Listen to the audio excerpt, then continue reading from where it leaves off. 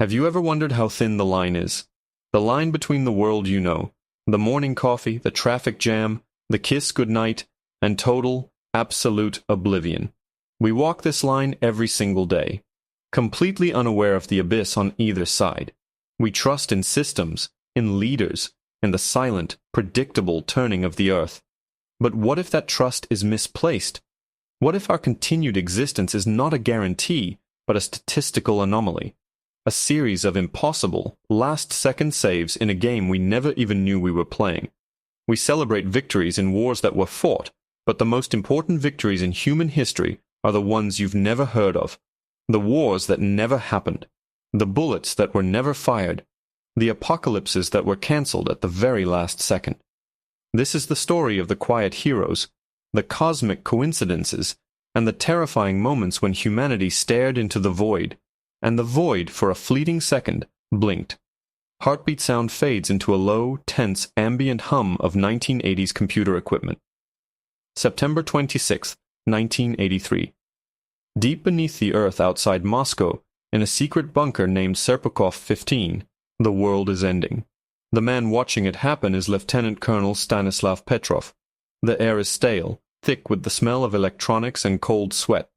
Around him, the hum of Soviet early warning computers is the only sound, a monotonous drone that has defined his life for years.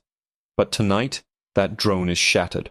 A siren shrieks through the command center, a sound designed to tear through sleep and complacency. Every head snaps towards the massive screen that dominates the room. On it, a single blood-red word flashes. Zapusk. Launch. Petrov's blood runs cold. The system, the pride of the Soviet Union, the infallible electronic eye watching the skies, is reporting that the United States has launched a nuclear missile. One missile heading straight for them. The protocols are clear, unambiguous. He must verify the threat and immediately report it up the chain of command to Yuri Andropov. From there, the decision to launch a retaliatory strike would be made in minutes. It is not a choice, it is a procedure, an unstoppable, world-ending domino effect.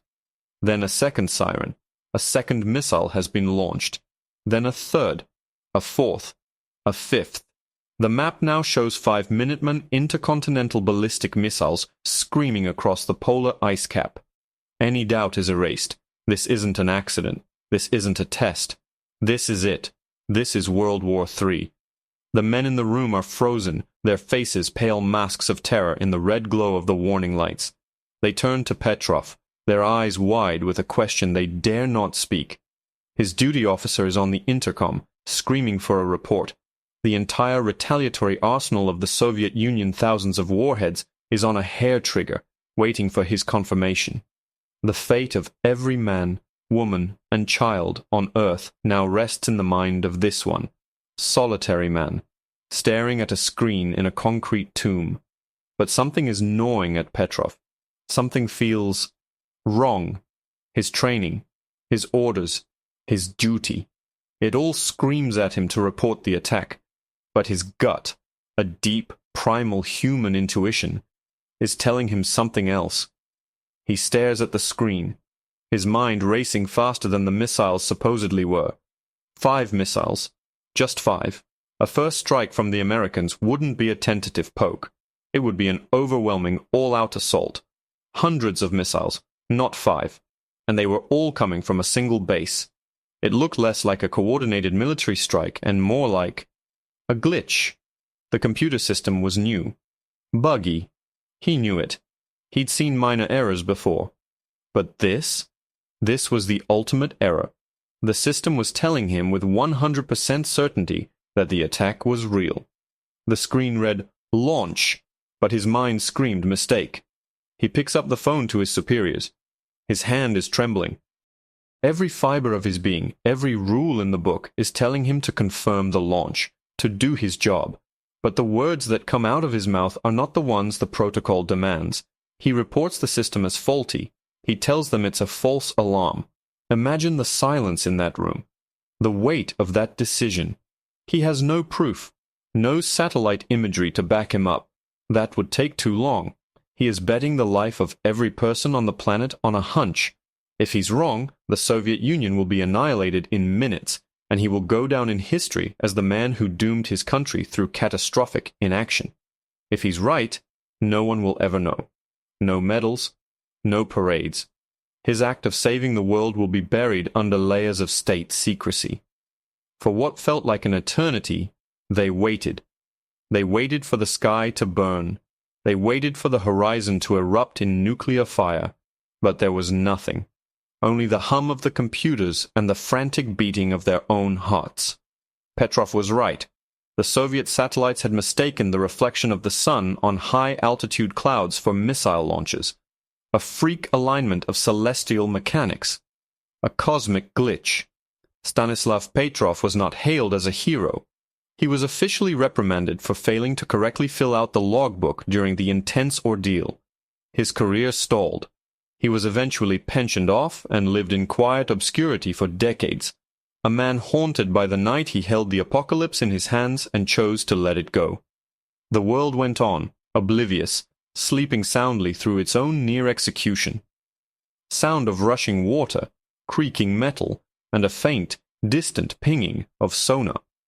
But sometimes the decision isn't made in the cold, sterile environment of a bunker. Sometimes it's made in the crushing, claustrophobic heat of the deep ocean, with the enemy just feet away. Rewind 21 years. October 27, 1962. The Cuban Missile Crisis is at its absolute peak. The world is holding its breath. American President John F. Kennedy and Soviet Premier Nikita Khrushchev are locked in a global standoff, and in the dark waters of the Sargasso Sea, a Soviet submarine named B-59 is in hell. The submarine is captained by Valentin Savitsky. On board is a man named Vasily Arkhipov. He's not the captain, but as flotilla commander his authority is equal to it. For days they have been hiding beneath the waves, cut off from Moscow, running from an American naval blockade. The air conditioning has failed. The temperature inside the steel tube is over 120 degrees Fahrenheit. The crew is exhausted, dehydrated, breathing in diesel fumes and dangerously high levels of carbon dioxide. They are ghosts, running silent, running deep. But the Americans know they are there. Above them, the USS Randolph and a fleet of 11 destroyers are hunting them. They begin dropping practice depth charges, small explosives designed not to destroy the sub, but to force it to the surface. To the men inside B-59, the distinction is meaningless. The explosions rock the hull like a giant's hammer. The lights flicker and die. The metal groans under the pressure. They have no idea if the war has already started. For all they know, Moscow is a crater. Their families are gone. They are alone, under attack, with no orders and no hope. And they have a secret weapon, a T-5 nuclear torpedo. A single weapon with the destructive power of the bomb dropped on Hiroshima. A weapon they are authorized to use if they believe they are under attack, and their vessel is breached. The Captain Savitsky cracks. Panicked, convinced that war has begun and that his submarine is doomed, he screams the order. "We're going to blast them now. We will die, but we will sink them all. We will not disgrace the Navy." He orders the nuclear torpedo to be armed and prepared for launch. Soviet naval protocol required that for a nuclear launch, all 3 senior officers on board, the captain, the political officer, and the flotilla commander, had to agree. The captain had already given his consent. The political officer, Ivan Maslenikov, seeing the panic and chaos, agreed as well. 2 keys were ready to be turned. The fate of the world now balanced on the decision of one man, Vasily Arkhipov. Imagine the scene. The stifling heat, the rocking of the explosions, the shouts of panicked men, the red glow of the emergency lights. 2 of his comrades, his friends, are screaming at him to give the order that will almost certainly trigger a full-scale thermonuclear exchange between the superpowers. A yes from him, and the world above the waves would burn. But Arkhipov, alone in his conviction, refused. He remained calm amidst the chaos. He looked Captain Savitsky in the eye and argued against the launch. He reasoned that the depth charges were signals, not attacks. He calmed the captain, talked him down from the brink of a world-ending decision. The argument was furious, the pressure immense, but Arkhipov held his ground. His single, solitary, Nayet, No broke, the chain of command. The nuclear torpedo was disarmed. B-59 surfaced, met the American destroyers, and returned to Russia. No one on the surface knew. Kennedy didn't know. Khrushchev didn't know. The American sailors dropping the charges had no idea that they had brought the world within a single word of annihilation. For decades, Arkhipov's story was a secret, locked away in Soviet archives.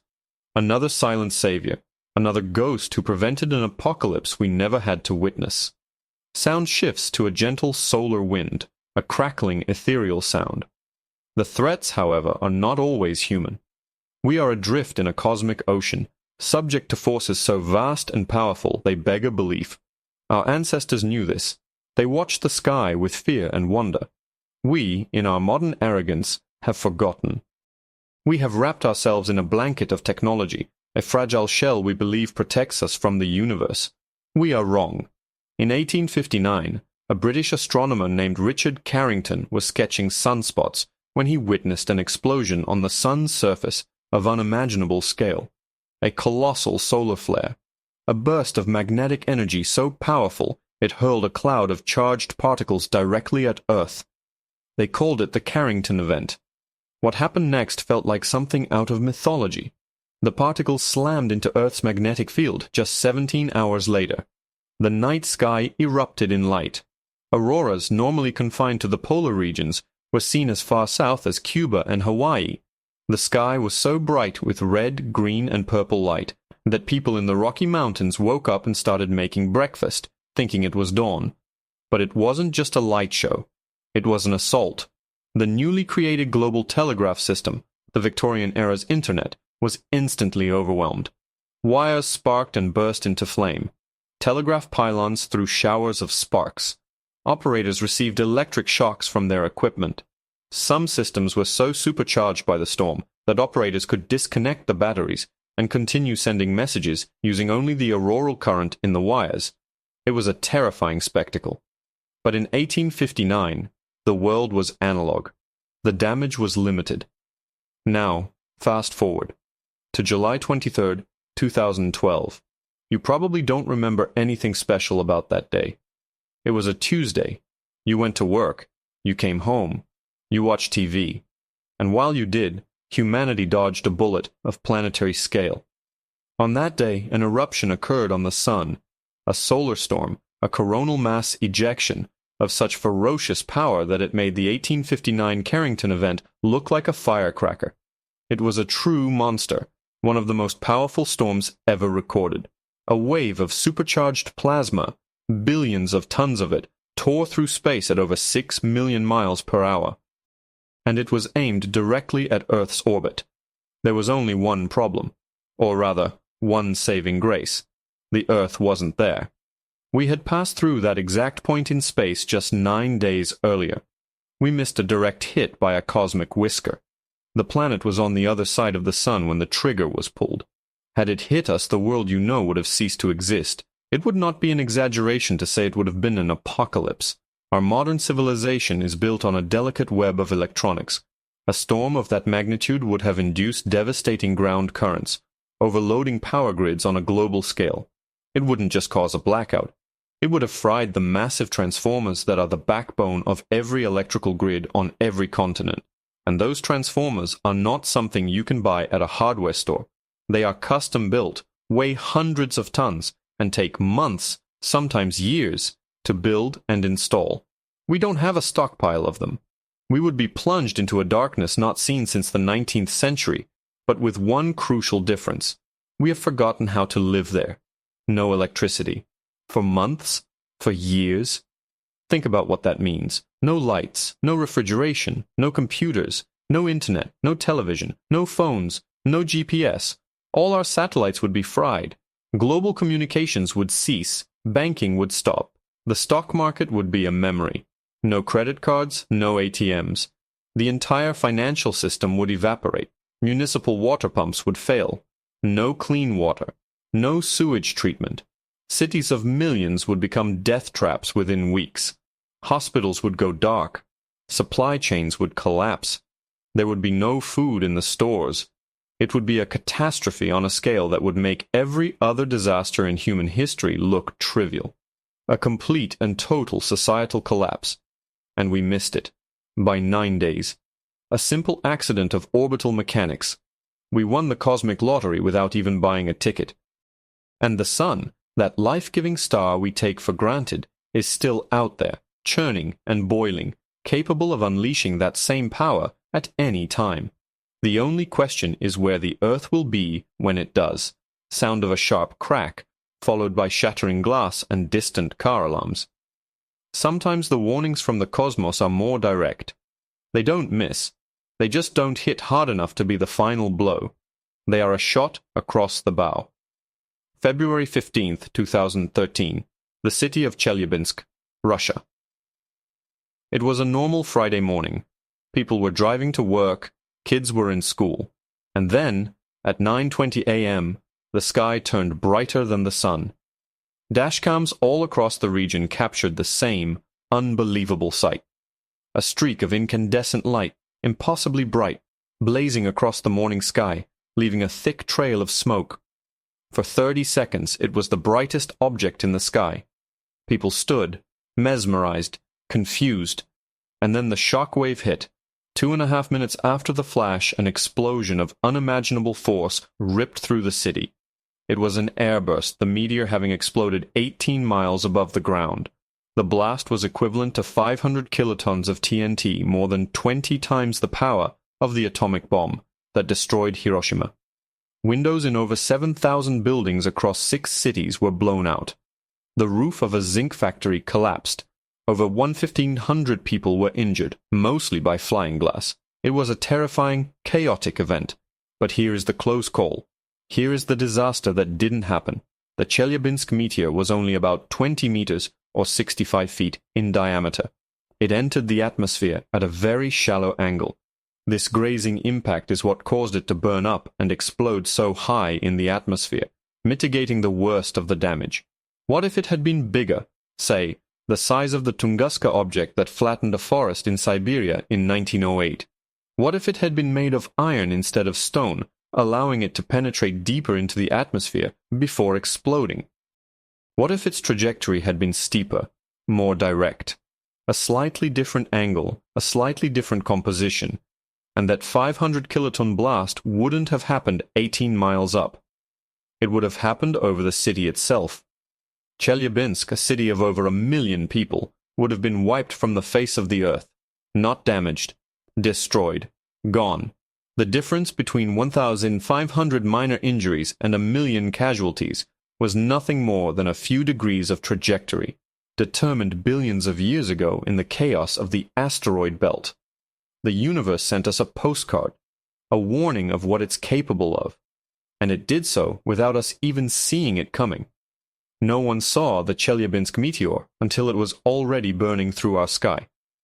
Sound changes to the quiet, sterile beep of a hospital monitor and hushed voices. The greatest threats, though, may not come from above or from our own weapons. They may come from within. From the microscopic world, a world of ancient predators that have been culling life on this planet for billions of years. We think we have conquered disease. We have vaccines, antibiotics, modern medicine. But we are living in a fragile truce, and every so often the enemy launches a terrifying new offensive.